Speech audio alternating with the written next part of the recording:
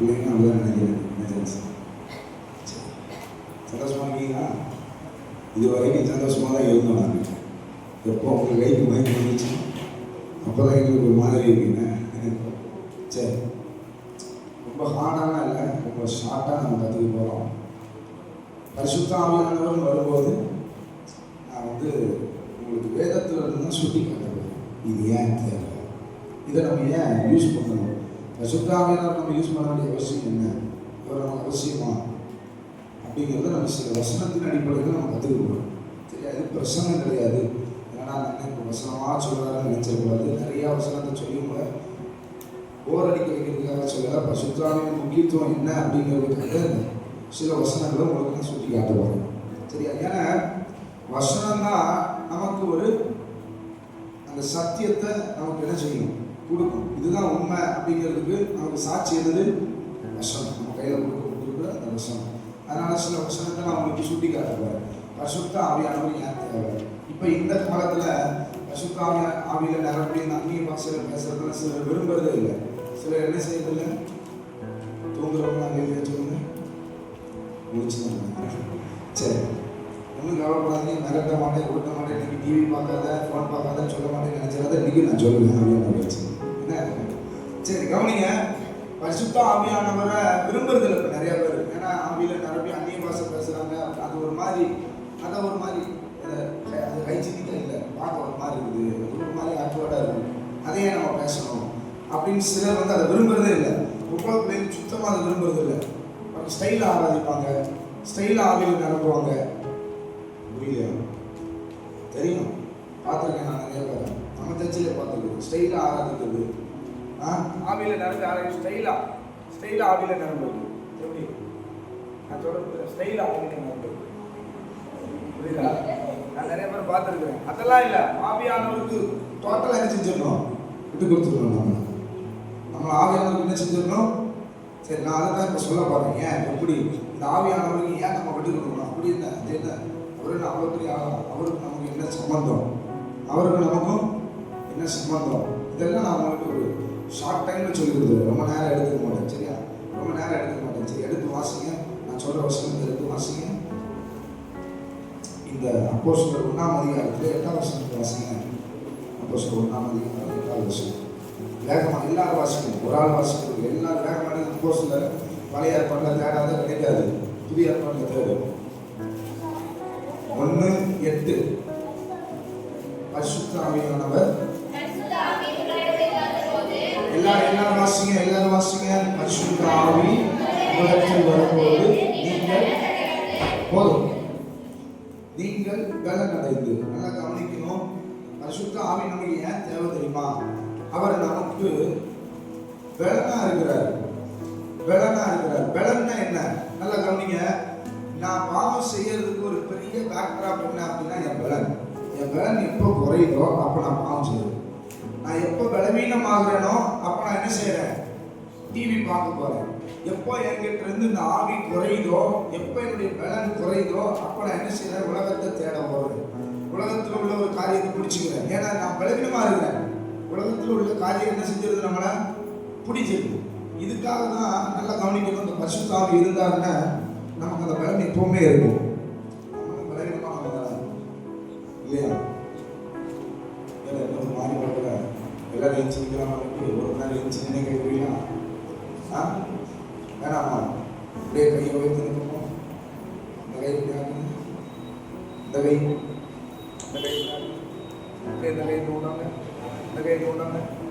அப்படியே ஆனால் கொஞ்சம் தலைகளே ஆட்டி பேசணும். சரியா? ஆமாம். பரிசுத்த ஆவி எதுக்காக வேணும்னு சொன்னேன்? என் பலவீனத்தை மேற்கொள்றதுக்கு பரிசுத்த ஆவியானவர் தேவை. சொல்ற எல்லாரும் வாய் தந்து என் பலவீனத்தை சொல்ற வரைக்கும் சொல்ல மாட்டேன். நான் என்னை பத்தி யாருமே எல்லாருக்கும் தெரியும். என் பலவீனத்தை அதே என்ன பலவீனமான மனுஷன் சொல்லி சத்தமான என் பலவீனத்தை மேற்கொள்ள ஆவியானவர் தேவை. நிறைய பேருக்குள்ள ஒரு கேள்வி இருக்கு. இப்போ ஜெபம், வேத வாசிப்பு இதெல்லாம் நடத்துறாங்க, இதெல்லாம் கேட்கிறேன். ஆனா என்னால இதை ஃபாலோ பண்ண முடியல. என்னால இதை என்ன செய்ய முடியல, ஃபாலோ பண்ண முடியல. ஏன் தெரியுமா? உன் பலன் குறையும் போது உன்னால இதை ஃபாலோ பண்ண முடியும். ஜெபிக்கிறதுக்கு ஒரு பலன் வேணும், வேதம் வாசிக்கிறதுக்கு ஒரு பலன் வேணும். அது அவர் தான் தர முடியும். யார் தர முடியும்? பரிசுத்த ஆவியானவர். யார் தர முடியும்?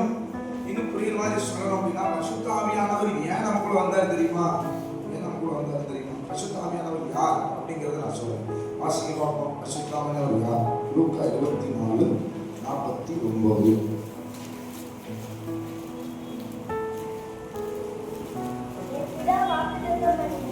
என் பிதா வாக்குத்தத்தம் பண்ணினதை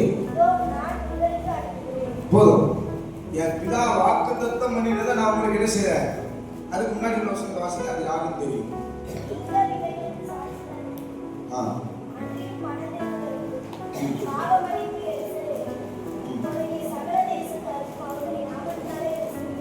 சாரி 49 வசனம்.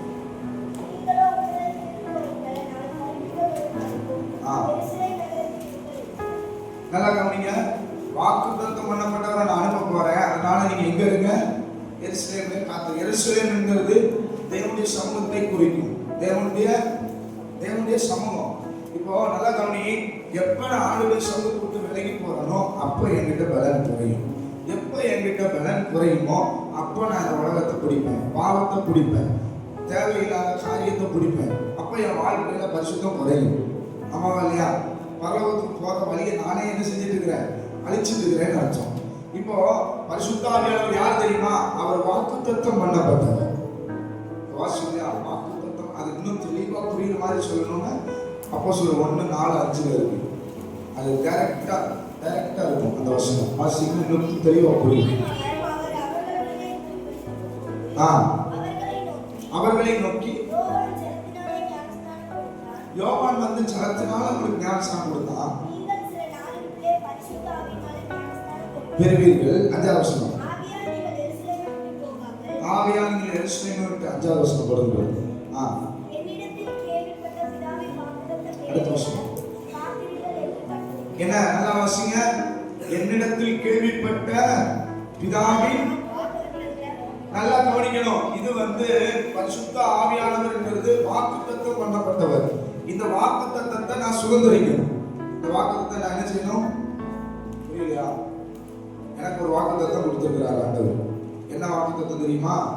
காத்துரு, என்ன செய்வேன்? ஆவியானவர் அனுப்புவேன். வாக்குத்தத்தம் பண்ணப்பட்ட ஒருவரை நான் என்ன செய்வேன்? உனக்கு அனுப்புவேன். அவர் வாக்குத்தத்தம் பண்ணப்பட்டவர். அதை நான் சுதந்திரிக்கணும். நான் அதை சுதந்திரிக்கல அப்படின்னா எனக்கு பரிசுத்த ஆவியானவர் இல்லைன்னா நம்ம உலகத்தில் வாழவே முடியாது. உலகத்தில் என்ன செய்ய முடியாது? வாழவே முடியாது. நிறைய பேருக்கு இருக்கிற கேள்வி என்ன?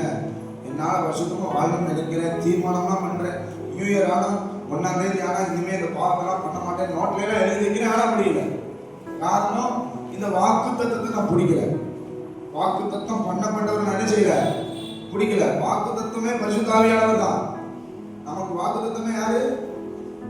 சொல்லு, வாயை திறந்து சொல்லு, வாயை திறந்து சொல்லு, சத்தமா சொல்லு, இன்னும் சத்தமா சொல்லுங்க, இன்னும் சத்தமா சொல்லுங்க, இன்னும் சத்தமா சொல்லுங்க. இந்த வாக்குத்தத்தத்தை நான் பிடிச்சிட்டா போதே என்கிட்ட பலன் கிடையாது. நான் பாவத்துக்குள்ள போக மாட்டேன். என்ன செய்ய மாட்டேன்? பாவத்துக்குள்ள போக மாட்டேன். ஒன்றும் புரியுற மாதிரி உங்களுக்கு சொல்றேன். வேதத்துல ஒரு வசனம் 2 வாட்டி அதுக்கு மேல எழுதப்பட்டது ரொம்ப முக்கியமான வசனம். அது ரொம்ப முக்கியமான காரியம் கூட சொல்லலாம். இந்த பரிசுத்த ஆவியானவரின் ஞானஸ்நானத்தை பற்றி, அதாவது பரிசுத்த ஆவியானவரின் ஞானஸ்நானம் ஒன்று இருக்கு.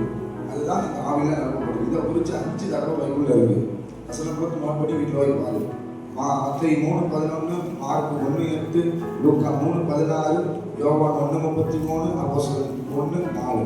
இந்த 5 அதிகாரத்திலையும் பரிசுத்த ஆவியின் ஞானஸ்நானத்தை குறித்து எழுதியிருக்கு. அப்ப இது எவ்வளவு முக்கியமானதுன்றதை நான் பார்க்கணும். புரியலையா? திரும்ப சொல்லவா? வீட்டில் போய் படிக்கணும். சரியா? மத்தேயு 3:11 எழுத வேணுமா? மார்க் 1:8, லூக்கா 3:16, யோவான் 1:33, அப்போஸ்தலர் 1:4. எழுதிட்டீங்களா எல்லாரும்? இன்னும் வேகமா சொல்லணும். டைம் இல்ல.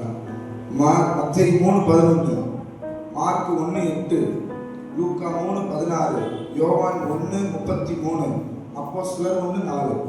இந்த 5 அதிகாரத்திலையுமே பரிசுத்த ஆவியான ஞானஸ்நானத்தை குறித்து எழுதியிருக்கு. இந்த 5 தான் பரிசுத்த ஆவியான ஞானஸ்நானத்தை பற்றி எழுதியிருக்கு. பரிசுத்த ஆவியானவர் ஞானஸ்நானம். யோவான் வந்து என்ன செஞ்சாரு? ஜலத்தினால் ஞானஸ்நானம் கொடுத்தாரு. எனக்கு பின் வருகிறவர் உங்களை என்ன செய்வார்? ஆவியினாலும் அக்னியினாலும் அப்படின்னு சொல்லி வசனம் இருக்கு. இந்த பரிசுத்த ஆவியின் ஞானஸ்நானத்தை நம்ம பெற்றுக்கொள்ளணும். கண்டிப்பா என்ன செய்யணும் சொல்லுங்க? கண்டிப்பா என்ன செய்யணும்? எனக்கு பரிசுத்த ஆவியின் ஞானஸ்நானம் வேணும்னு சொல்றவங்க கையை உயர்த்தி சத்தமா அழகியா சொல்லுங்க. நீ சொல்ற சத்தத்திலே தெரிஞ்சு உனக்கு அது எவ்வளவு முக்கியமானது. சத்தமா சொல்லு.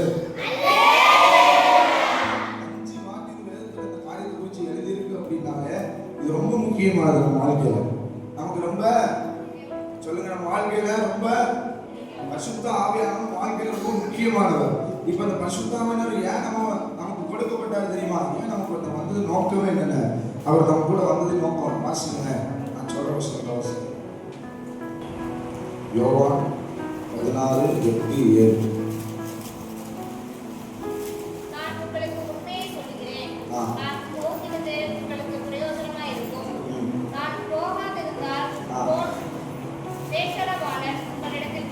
நான் போகலன்னா அவர் வரமாட்டாரு. அவரை நான் உங்களுக்கு அனுப்புவேன். அவர் வந்து என்னென்ன செய்வார் பாருங்க. அவர் வந்து பாவத்தை குறித்தும் நீதியை குறித்தும் நியாய தீர்ப்பை குறித்தும் உலகத்தை என்ன செய்வாரா? கண்டித்து உணர்த்துவார். நல்லா கவனித்தம்பி, நீ ஒரு பாவத்தை செய்யும் போது இங்க பாரு, நிறைய பேருக்கு அந்த உணர்வு இருக்கும். வீட்டில் தெரியாம சில நேரம் சில பாவத்தை செய்யும் போது செஞ்சிட்டோமேங்கிற ஒரு படபடப்பு உள்ள இருந்துகிட்டே இருக்கும். அதுதான் ஆவியை அப்படியே கண்டித்து உணர்த்துது. அப்படி ஒரு படபடப்பு வரும்போதே அதை செய்யாம நீ அதை விட்டு விலகிட்டேன்னா நீ தப்பிச்சுக்கிட்ட. அப்படி படபடப்பு வரும்போதும் அதை மீறி நீ பாவம் செஞ்சேன்னு வச்சுக்கோங்க, அதுக்கு தனியா அது வேற சாப்பிட்டு இன்னொரு நாள் பேசுவோம் அதை பத்தி. அந்த படபடப்பு இருக்கும். நமக்கு அந்த ஆவியானுடைய உணர்த்தல் இருக்கும். கண்டித்து உணர்த்துவார். பாவத்தை குறித்து நீதியை குறித்து நீ பண்றது அநீதியான காரியம், இதை பண்ணாத, இதுதான் சரியானது, நியாயத்திற்கு ஒவ்வொரு வாட்டி என்ன செய்வாரு? இதை செய், இதை செய்யாத அப்படின்னு உனக்குள்ள இருந்து அவர் செயல்பட்டுக்கிட்டே இருப்பாரு. உள்ள இருந்து என்ன செய்வாரு? பயங்கரமா இருக்குறாங்க. அவன் தட்டி எழுப்பி தூங்கிட்டான் நினைக்கிறேன். தூங்கிட்டே வரும் எனக்கு தெரியும். சரி, அப்போ நீதியை குறித்தும் பாவத்தை குறித்தும் கண்டித்து உணர்த்துறதுக்காக தான் அவர் நமக்கு கொடுக்கப்பட்டார். அவர் நமக்கு என்ன செய்யப்பட்டாரு? இப்போ என் கூட ஒருத்தர் இல்லைன்னு வச்சுக்கோங்க, நான் தனியா இருக்கிறேன்னு வச்சுக்கோங்க. ஏன் அப்ப இன்னும் புரியுற மாதிரி சொல்றேன். நான் பாவம் செய்ய தடையா என் கூட யாருமே இல்லை. அப்ப நான் என்ன செய்வேன்? தாராளமா ஏராளமா பாவம் செய்வேன். ஆமா தானே? இல்லை, ரொம்ப நல்ல மாதிரியே பாக்குறீங்க. அதனால எடுத்துக்காட்டு நான் என்னையும் சொல்றேன், உங்களை சொல்லாம. கூட யாருமே இல்லை, நான் தனியா இருக்கிறேன் அப்படின்னா எனக்கும் என் பாவத்தை தடுக்கிறதுக்கும் யாருமே இல்லை அப்படின்னா நான் என்ன செய்வேன்? பாவத்தை செஞ்சுக்கிட்டே தான் இருப்பேன். பாவத்தை தடுக்கிறதுக்கு, பாவத்தை கண்டிக்கிறதுக்கு தான் ஒருத்தர் உள்ள இருக்கிறார். அவரை நீ பெற்றுக்கொண்டாதான் அவர் கண்டிப்பார். நீ செய்யறது தப்பு. சில பேருக்கு இந்த யூடியூப் சேனல் பார்க்கறது, ஷார்ட்ஸ் பார்க்கறது, அப்புறம் ரீசெண்டாக கூட நாங்கள் யூத் மீட்டிங் நடக்கும்போது சில கேள்வி கேட்டிருந்தாங்க. யூடியூப்ல வந்து நான் வந்து நார்மலாக ஷார்ட்ஸ் பார்க்கறதுலாம் தப்பா அப்படின்னா நிறைய பேருக்கு அது பாவம்னே தெரியல. இதே இது ஆவியானவர் இருந்தாருன்னு வச்சுக்கோங்க, இதை பார்க்காத பாவம் அப்படின்னு உனக்கு சொல்லுவார்.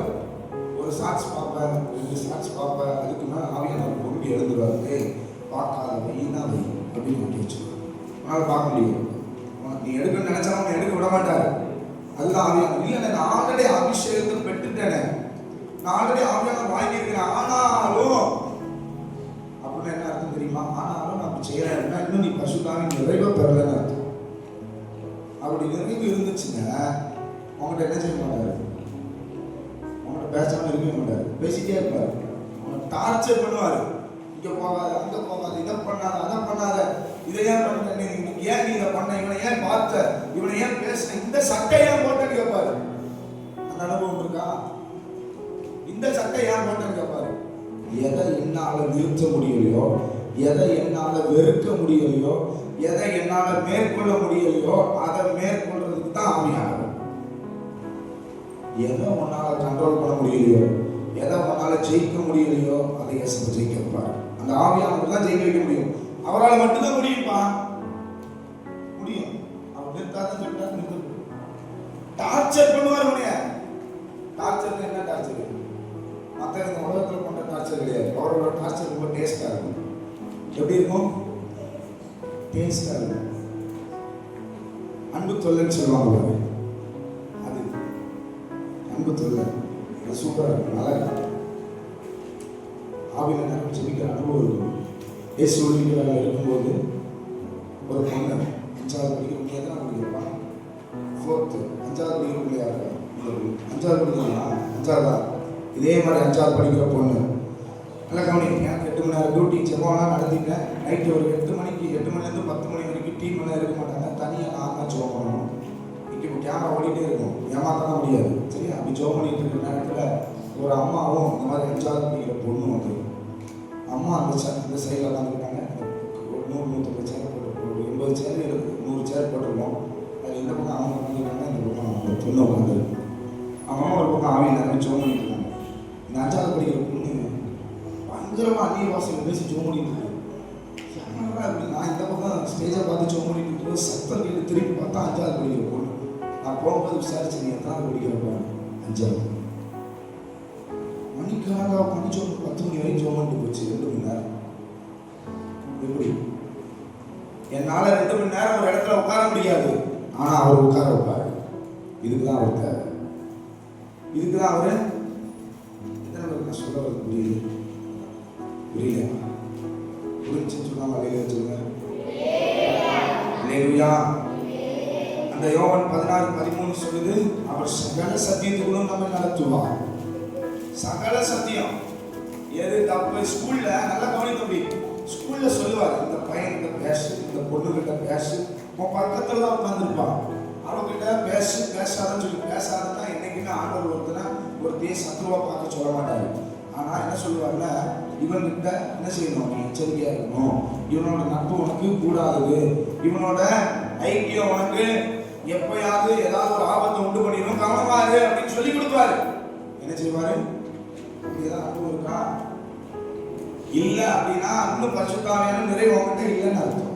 அப்ப இன்னைக்கு ஆண்டவர் தரப்படுறார். ஒருத்தர் தரப்படுறாரு சொல்லு. வேண்டாமா? இந்த சட்டையை போடாத, இந்த சட்டையை போட்டு கஷ்டப்பட்டு கை தட்டாங்க. எனக்கு மனம் வச்சாங்க கஷ்டப்பட்டு கை தட்டாங்க. அப்ப ஆவியானவரை புரிஞ்சுக்கிட்டா போதும் சொல்லுவார். உண்மையா அப்படிங்க பாரு, நீங்க ஒண்ணு புரிஞ்சுக்கணும். நம்மளை செக்யூரா பார்க்கறதுக்கு ஒரு மனுஷன் இருக்கிறாருன்னா அது ஆவியானவர் மட்டும்தான். அவர் தான் ஒரு கடவுள். அவர் ஒருத்தர் மட்டும்தான் நம்மளை என்ன செய்ய முடியும்? ஸ்டேட்மெண்ட் செக்யூரா பார்க்க முடியும். பின்னாடி ஒருத்தர் நம்ம பேரா எழுதிருக்கீங்க, என்னடா இவர் சீக்கிரம் முடித்ததற்காக ஸ்தோத்திரம் எழுதுறியா?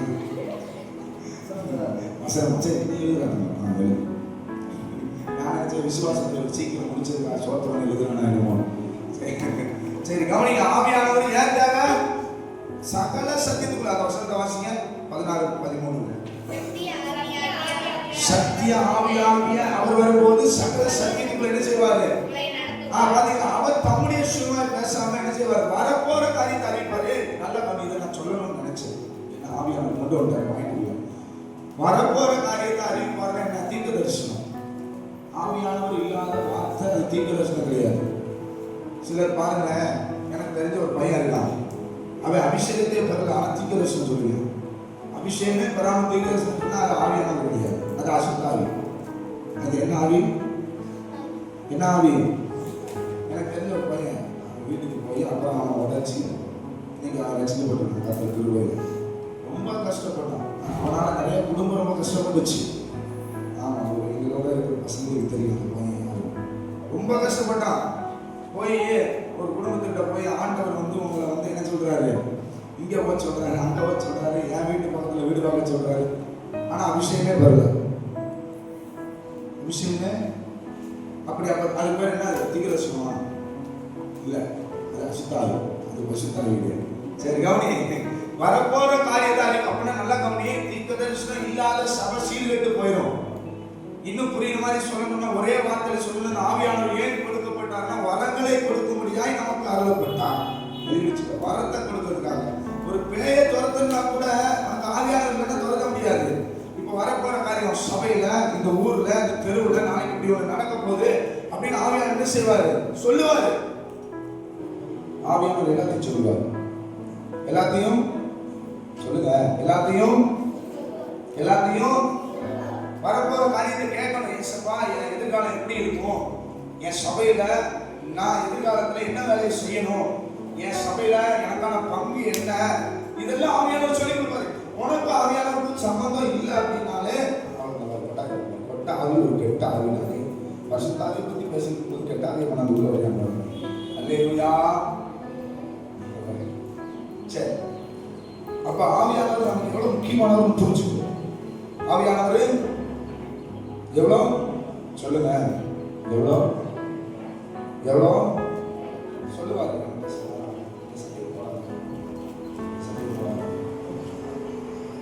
ஏன் சொன்னாங்க அந்த போனதுக்கு தான் தெரியும். எல்லாம் விளைச்சத்தில் வந்துருக்கும். நான் கலர் ட்ரெஸ் போடலான்னு இருக்கேன். ஆர்டர் சொல்றாரு, இல்லை போடாத விளைச்சல் போட்டு என்ன சொன்னேன். ஒருத்தாங்க கேட்கவே மாட்டேங்க. ஒரு ஃபெல்லோஷிப் போகிறோம். ஆவியானவர் சொல்கிற வெள்ளச்சட்டையை போடுங்க. அவன் கலர் சட்டையை போடலே, கலர் சட்டை போடாதா, வெள்ளச்சட்டை போட எல்லாம் வெள்ளச்சட்டையில் வர. நான் மட்டும் கலர் சட்டை போட்டுக்கிறேன். எல்லாம் டீ பிடிச்சிட்டு இருக்கிறோம். இவனும் ஒளியக்கார ஃபெல்லோஷிப் வந்துருக்கான். எல்லாம் டீ பிடிச்சிட்டு இருக்கிறோம். இவன் டீ குடிச்சிட்டு இருக்கான். இவன் குடிக்கிறதுக்காக வர ஐயா அந்த அப்படி டீ கொடுப்பா அப்படிங்கிறார். சொல்றது புரிஞ்சு அப்படி நான் சொன்ன கேட்கணும். சொல்லுவாரு வெள்ள சட்டை இல்லை, ஆனா சொன்னார்ல சொல்லுவாரு வெள்ள சட்டை போடு போடாது இல்லை. ஒன்னொன்னே சொல்லுவாரு, ஒன்னொன்னே சொல்லுவாருப்பா. ஆவியானவருடைய அனுபவம் அதுதான். எல்லாத்தையும் சொல்லுவாரு.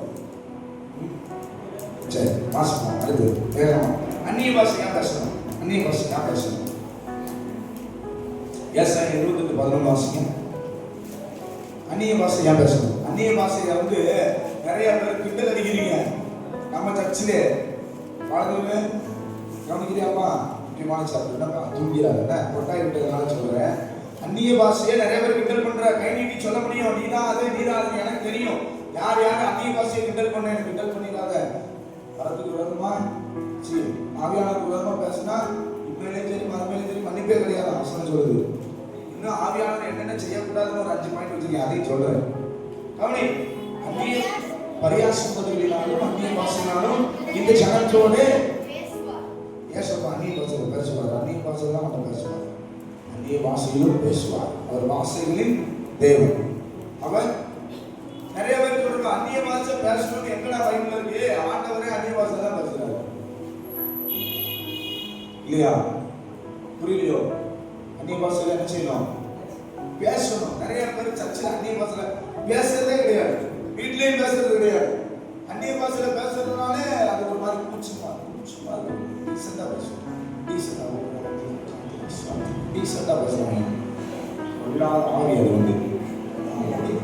ஏசப்பா கொஞ்சம் கண்ட்ரோலாக கொஞ்சம் நான் முடிச்சிருக்கேன். கொஞ்சம் கண்ட்ரோலாக இருக்கேன்ப்பா. ஸ்டைலாக கை தட்டுறது. நான் ஒரு 2 3 பேரை பார்த்தப்பா. ஆவியில் நடந்தது அப்புறம் ஸ்டைலாக கை தட்டுறியா? ஆவியில் நிரம்பி அந்நிய பாஷை பேசும்போது இந்த ஹைஜீனிக் பார்க்குறது, டீசன்சி பார்க்குறது, சோதிக்கு முதல்ல டீசன்சி பார்க்க மாட்டேன். அன்னைக்கு மாட்டினியா கை தட்டும்போது மட்டும் பாரு டீசெண்டாக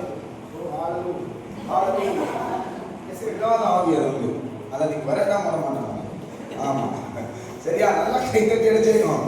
பாட்டு பாடும்போது பாரு. நேற்று பாரு கேம்ப் ஃபயர்ல அவங்க சவுண்ட் வருது. ஆராதிக்கும் போது பார்த்தா பாசம் தனியா கட்டுற தொண்டையெல்லாம் வலிக்கும். அவருக்கு ஒரு பாசம் ஒரு ஆராதனை முடிஞ்சோட தொண்டை போயிருது. நீங்க எல்லாம் பாடினா தொண்டை எங்களுக்கு போகாது தெரியுமா? அது வாழ்க்கையில நடந்ததா சரி. அந்நிய பாஷை 1 Corinthians 14:4. கவனி. எனக்கு ஒரு பக்தி விருத்தி உண்டாக அந்நிய பாஷையை நான் பேசணும். பக்தி விருத்தி என்னன்னா கவனிப்பா. நான் ஆரம்பத்துல ரட்சிக்கப்பட்ட புதுசுல என் ஆவிக்குரிய அனுபவம் எப்படி இருந்தது? இப்ப கவனி. ரட்சிக்கப்பட்ட புதுசுல நான் 1 மணி நேரம் ஜெபம் பண்றேன் அப்படின்னா அந்நிய பாஷையில பேசணும்னா நான் மணிக்கணக்கா அடுத்த வளர்ச்சி எப்படி இருக்குங்க? 4 மணி நேரம். இப்ப 1 மணி நேரம் நான் ஜெபம் பண்றேன். 1 மணி நேரம் நான் ஜெபம் பண்றேன். அதுக்கப்புறம் நான் அந்நிய பாஷையில பேசி எனக்குள்ள ஒரு பக்தி விருத்தி உண்டாகுது அப்படின்னா நான் 2 மணி நேரம் சொல்லியிருப்பேன். எனக்கே தெரியாதாங்க. 3 மணி நேரம் ஜெபம் பண்ணுவேன். தம்பி ஒரு அனுபவத்தை சொல்லட்டா? பக்தி விருத்தின்னு என்ன தெரியுமா? 1 மணி நேரங்கிறது ஒரு நிமிஷம் மாதிரி இருக்கும். நாங்கள் சில நேரம் ஜெபிப்போம். அந்த அனுபவத்தை சொல்றேன். நாங்கள் சில நேரம் ஜெபிக்கும் போது அப்பதான் ஜெபத்தை ஆரம்பிச்ச மாதிரி இருக்கும். ஆனா 1 மணி நேரம் முடிச்சிடும். 1 மணி நேரம் ஏற்கனவே நான் யூத்துக்கு நீங்க சொல்லியிருக்கேன்னு நினைக்கிறேன். பசங்கள்லாம் நாங்கள் ஜோம் பண்ணும்போது பார்த்தோன்னா இப்படிதான் ஆரம்பிச்சுடுவோம். 3 மணி நேரம் 2 மணி நேரம் 50 சாமி ஜோம் பண்ணுவேன். எதுக்கு ஜோம் பண்றேன்னு அவனுக்கு தெரியாது, எதுக்கு ஜோம் பண்றது எனக்கு தெரியாது. 50 சாமி ஜோம் பண்ணிட்டு இருப்பான். அதான் ஆவியானவர். அந்நிய பாஷையில என்ன செய்யணும்? பக்தி விருத்தி என்ன செய்யணும்? நமக்கு வரணும்.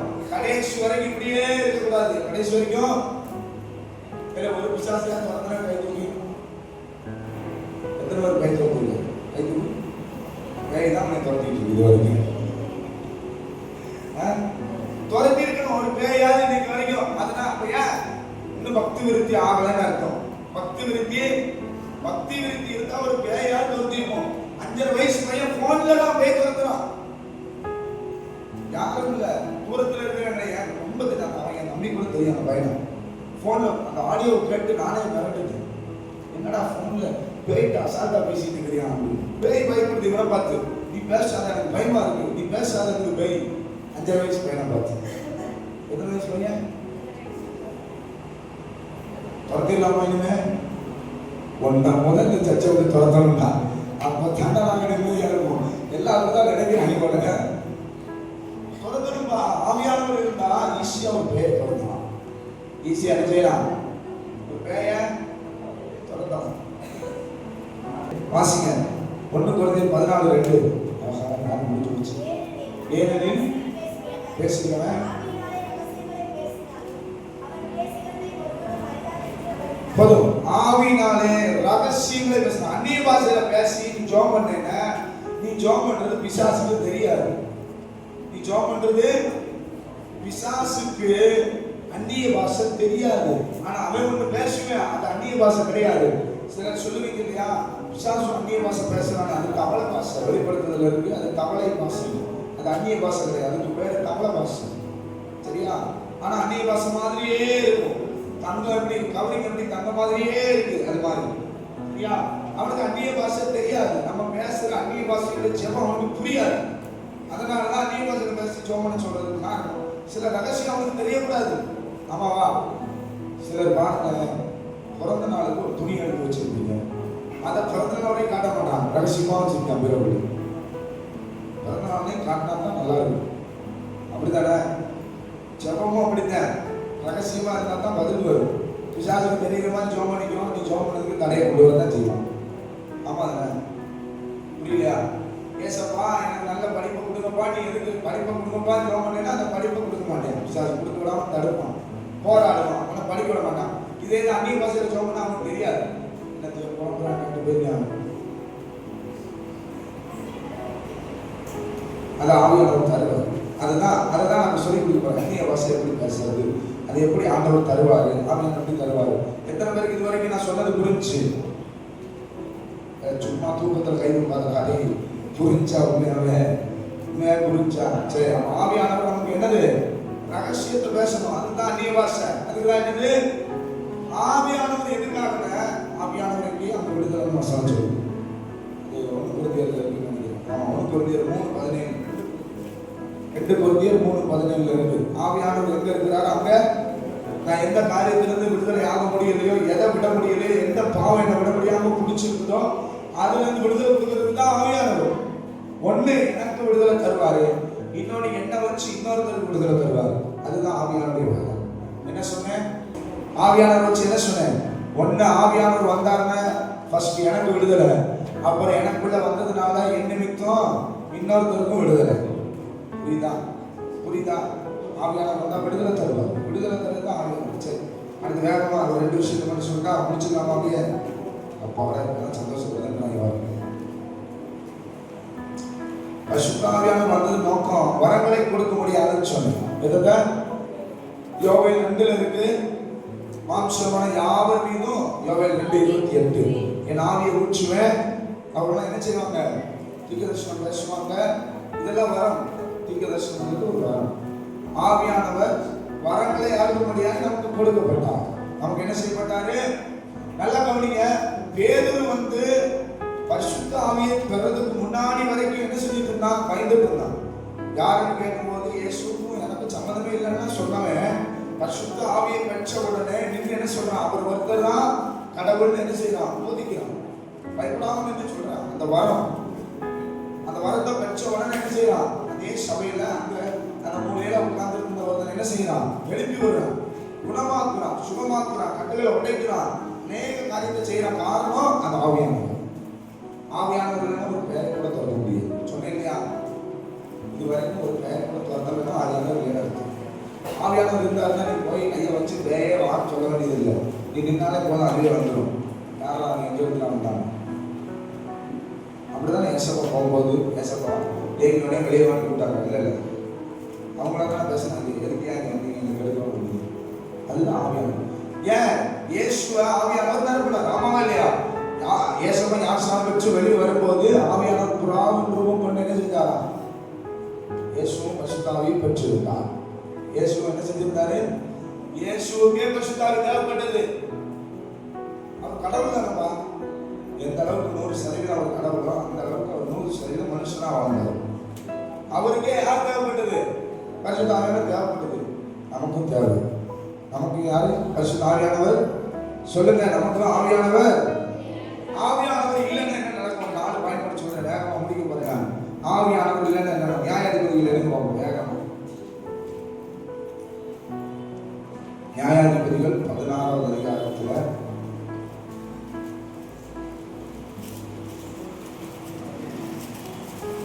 19வது வசனம்.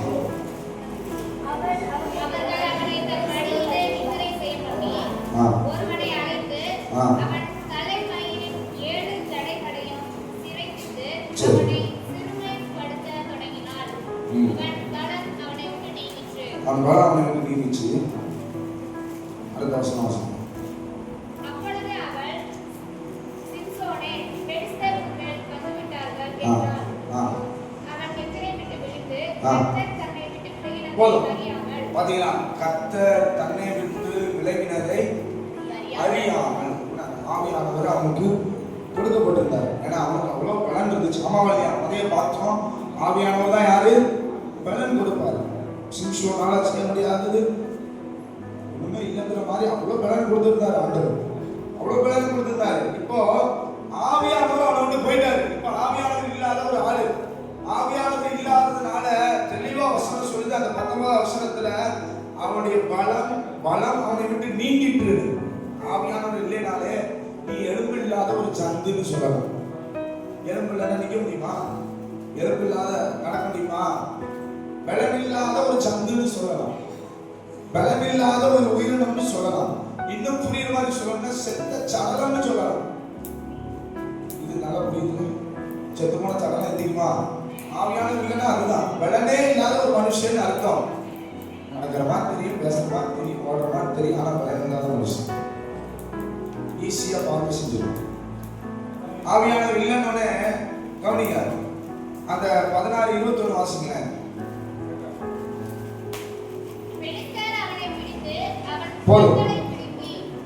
பெலிஸ்தியர் அவனை பிடித்து ஆவியானவர் மட்டும் இல்லைன்னா பிசாசோட பிடிச்சிருக்கான். பிசாசோட கையில் எடுத்துருவான். அடுத்து என்ன செய்யலாம்? கண்களை பிடிங்கினா தரிசனத்தை பிடிக்கிடுவேன். உன் மேல ஆண்டவர் ஒரு தரிசனம் வச்சிருப்பாரு, அதை பிடிக்கிடுவேன். உன் மேல ஒரு திட்டத்தை வச்சிருப்பாரு, உன் மேல ஒரு தரிசனத்தை வச்சிருப்பாரு, அதை பிடிக்கிடுவான் பிசாசு. ஆவியானவர் இல்லைன்னா இதான் நடக்கும். அடுத்து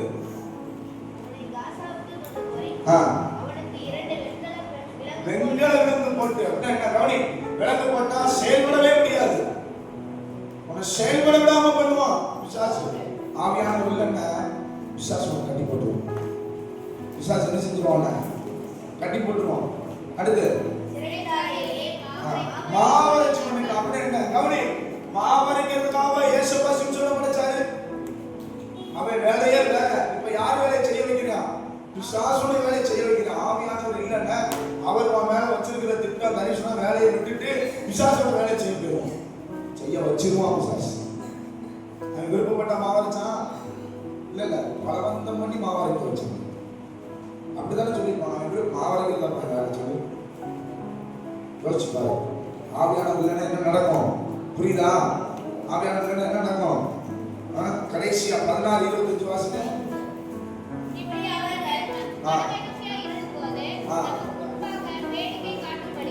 வேடிக்கை காட்டும்படி கொண்டாந்து நிறுத்துறாங்க. நீ வேடிக்கை பொம்மையா மாறிடுவ, அவ்வளவுதான். வெறும் பொம்மை தானே வேடிக்கை பார்ப்பாங்க. ஒரு மனுஷன் யார் வேடிக்கை பார்ப்பாங்க? பொம்மை, அவ்வளவுதான். நீ ஒன்றும் இல்லாத மனுஷன், அவ்வளவுதான். ஆவியானவர் இல்லைன்னா நீ ஒன்றும் இல்லை, நீ ஒரு வேடிக்கை பொருள் மட்டும்தான். ஆவியானவரை பிடிக்க போறாங்க. ஆவியானவரோட எப்படி நம்ம டெய்லி அனுதினமும் வாழ்றது எப்படி? தாவீது கேட்கலாம் பாரு, ஆவியானவரே நான் இந்த தண்டை பின்தொடரலாமா, இங்க போகலாமா, இங்க போனா எனக்கு நீங்க ஜெயத்தை தருவீங்களா? ஒரு வாட்டி கேட்கிறான் தாவீது. யார்கிட்ட? போற இடம் தான். இத்தனைக்கும் அவனுடைய மனைவி பிள்ளைகளை தான் சிறைபிடித்து கொண்டு போயிருக்கிறாங்க. ஆனாலும் கேட்கிறான், என் மனைவியை நான் போய் வீட்டுக்கு போலாமா, போனா எனக்கு ஜெயத்தை தருவீங்களா? ஒரு வாட்டி ஆவியானவர்கிட்ட கேட்கணும். ஆவியானவர் டெய்லி பேசணும். உன் கூட ஒரு மனுஷன் உட்காந்துட்டே இருக்கிறாங்க. அடிக்கடி சொல்லுங்க அந்த வார்த்தை, எல்லாத்தையும் சொல்லுவேன். தெரியும், நம்ம பிள்ளைங்களுக்குலாம் தெரியும். திரும்பவும் சொல்றேன், உன் கூடவே இருக்கிற மனுஷத்தை பேசாமலே இருந்தால் அவர் டென்ஷன் ஆக மாட்டாங்க. எரிச்சல் வருமா இல்லையா? உன் கூட நான் வந்து கடைக்கு வரேன்னு வச்சுனாங்க, நீ பேசாம மொபைலில் நோண்டிக்கிட்டு இருக்கிற, நீ பேசாமல் என்னத்தையோ பண்ணிட்டு ஆட்டியோ போன் பேசிட்டு இருக்க, நான் கூட இப்போ இருக்கிற நீ கூட்டியிருந்த, நீ தனியாக போய் தொலைய வேண்டியதானு கேட்போம்ல இல்லையா? கொஞ்சம் டீசெண்டாக கேட்கலாம். அவன் அப்படிதானே கேட்பேன் நானு. அந்த மாதிரி தானே கூடவே இருக்கிறாரு, ஆனா அவர்கிட்ட பேச மாட்டோம். போன் பண்றது, டிவி பண்றது. ஆவியானவர் கூட இருக்கிறார். அவரை விட்டுட்டு நம்ம வேற எங்கேயும் பார்த்துட்டு வரோம். அவர்கிட்ட பேசுறதே கிடையாது. உங்க அப்பா அவன் கூடவே உன் வீட்டுக்குள்ளே இருக்கிறாரு, அவர்கிட்ட 10 நாள் பேசாமலே இரு. எதுக்கு என்கிட்ட பேச மாட்டேன்? நான் என்ன பண்ணேன்? உனக்கு பிடிக்காத ஏதாவது செஞ்சுக்கலாம், உனக்கு கோபுரமா என்ன பண்ணேன் அவங்க கேட்பாரா இல்லையா? ஒரு கட்டத்துக்கு மேலே என்ன சொல்லுவாரு? சொல்லி பார்ப்பாரு, கேட்கணும் சொல்லுவாங்க. எப்போ பேசணும் பேசிட்டு போயிடுவார். ஆனால் ஆவியானவர் இன்னும் வெயிட் பண்ணிட்டே இருக்கு. அவன் பக்கத்தில் தான் இருக்கு, எனக்கு பிடிச்சிக்கும். ஏன்னா நான் வாக்குத்தத்தம் உனக்கு வாக்குத்தத்தம் என்னைக்காக சொல்லிச்சு தான் ஆகணும். வசனம் என்ன சொல்லுது? வானபூமி ஒழிஞ்சு போனாலும் இந்த வாக்குத்தத்தம் வார்த்தை என்ன செய்யாது, அழியாதுப்பா. இது வாக்குத்தத்தம் பெற்றுக்கொண்டு தான் வாங்கிதான் என்ன செய்யணும், வாங்கிதான். இதனாலதான் தாவீது எழுதுறான், ஆனாலப்பட்ட தாவீது சொன்ன ஆவியானவரான நடத்தப்பட்டவனே ஒரு இடத்துல விழுந்து போயிட்டான். ஆமாவா? அங்க போய் நிற்கும் போது கேட்டிருக்கணுமே, ஐயா தூங்கி எந்திரிச்சனே, இப்ப நான் ஒப்பரைக்கு போலாமா, இப்படி எல்லாம் கேட்கல. ஆனா விழுந்து போயிட்டாரு. ஆனாலும் எழுதுறான், ஐயா நான் தப்பு பண்ணிட்டேன், பரிசுத்த ஆவி என்னிடத்துல இருந்து என்ன செய்யாதீங்க, எடுத்துடாதீங்க. அப்ப அது எவ்வளவு முக்கியம், என்கிட்ட வச்சிருக்கிற அந்த பரிசுத்த ஆவியை எடுத்துடாதீங்க.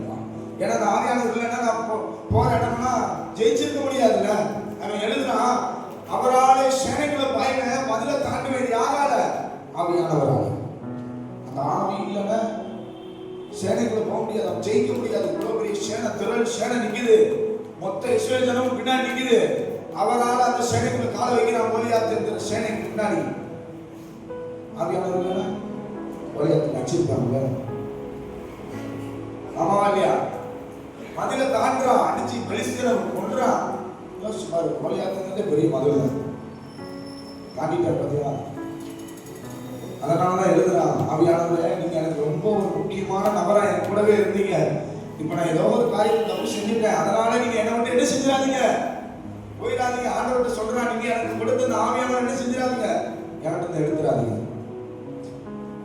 ஒருவேளை நீ பசுத்தாவியை பெற்றவனா இருக்கலாம், இல்ல பசுத்தாவியை பெற்று இழந்தவனா இருக்கலாம். இன்னைக்கு ஆண்டவர் எல்லாத்தையும் திருப்ப தர போறாரு. ஆமென் சொல்லுங்க, சத்தமா அல்லேலூயா சொல்லுங்க. அல்லேலூயா, சத்தமா அல்லேலூயா. ஆமா, நான் ஒண்ணு மட்டும் நான் தெரிஞ்சுக்கணும்பா, ஒண்ணு மட்டும் நான் தெரிஞ்சுக்கணும். பரிசுத்த ஆவியார் இதை மட்டும் நான் சொல்லி முடிச்சது 5 நிமிஷத்துல வாசிக்கலாம். பரிசுத்த ஆவியார் ஒரு 5 பாயிண்ட் சொல்றேன். வேகமா பரிசுத்த ஆவியார் என்ன செய்யக்கூடாது, வேகமா வாசிப்போம். எபேசியர் 4ஆம் அதிகாரத்துல 30 வசனம் வாசிங்க. வேகமா போடுறது நீங்க எடுக்கணும். அன்றையும் நீங்கள் மீட்கப்படும் நாளுக்கு முத்திரையாகிய பெற்ற தேவனுடைய பரிசுத்த ஆவியை என்ன செய்யக்கூடாது, பரிசுத்த ஆவியை ஒரு நாளும் துக்கப்படுத்தக்கூடாது. அவர் துக்கப்படுற காரியத்தை நீ எதையும் செய்யக்கூடாது. நீங்க ஒரு தீர்மானம் எடுக்க போறோம். பரிசுத்த ஆவியை துக்கப்படுத்துற காரியம் எதையும் செய்யக்கூடாது. என்ன யோசனை? வேகமா வாசிங்க. 1 தெசலோனிக்கேயர் 5:19 வாசிக்கிறது. போடுங்க கரெக்டா போடுங்க. 5:19 என்ன செய்யக்கூடாது? அவித்து போடாதே. அவித்து போடக்கூடாது. எரியிற ஆவியை நீயே தண்ணியை ஊற்றி அணைச்சிடக்கூடாது. நான் இப்படிதான், என்னால ஜெபம் பண்ண முடியாது, ஜெபம் பண்ண பிடிக்கல, பைபிள் படிக்க பிடிக்கல, நீயே ஆவியை என்ன செய்யக்கூடாது? அவிக்க கூடாது. உனக்கென்று கொடுக்கப்பட்ட அந்த பரிசுத்த ஆவியை என்ன செஞ்சிடக்கூடாது? அவிச்சு போடக்கூடாது. ஒன்னு என்ன சொன்னேன்? துக்கப்படுத்தக்கூடாது. இன்னொன்னு என்ன சொன்னேன்? அவிச்சு போடக்கூடாது. மூணாவது வேற வாசிங்க. அப்போஸ்தலர் 5:3. கவனிங்க. பேதுரு அவனிடம், பரிசுத்த ஆவியிடத்தில் பொய் சொல்லும்படி சாத்தான் உன் இருதயத்தில் நிரப்பினது. பரிசுத்த ஆவிக்கு விரோதமா பொய் சொல்லக்கூடாது. ஆவி அவனுக்கு கூடவே இருப்பாரு.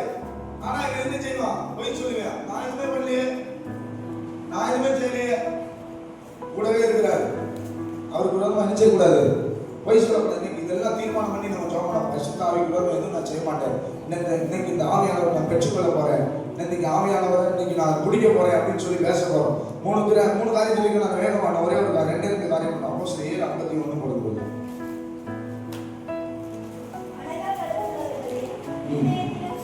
அந்த கடைசி வாசிங்க. உங்கள் பிதாக்களை போல நீங்களும் பரிசுத்த ஆவிக்கு எப்போதும் எதிர்த்து, பரிசுத்த ஆவிக்கு எதிர்த்து கூடாது. பரிசுத்த ஆவிக்கு பார்த்துலாம் அவரை நம்ம ஒரு இடத்துக்கு இப்படி தான் ஜோம் பண்ண போகும்போது ஒரு அம்மா சொல்லிச்சு, ஞாபகம் என்ன சொல்லிட்டு ஒரு பிள்ளை சொல்லிச்சு, மழை பிள்ளை பரிசுத்த ஆவிக்கு எதிர்த்து நின்றுச்சு. பார்த்துலாம்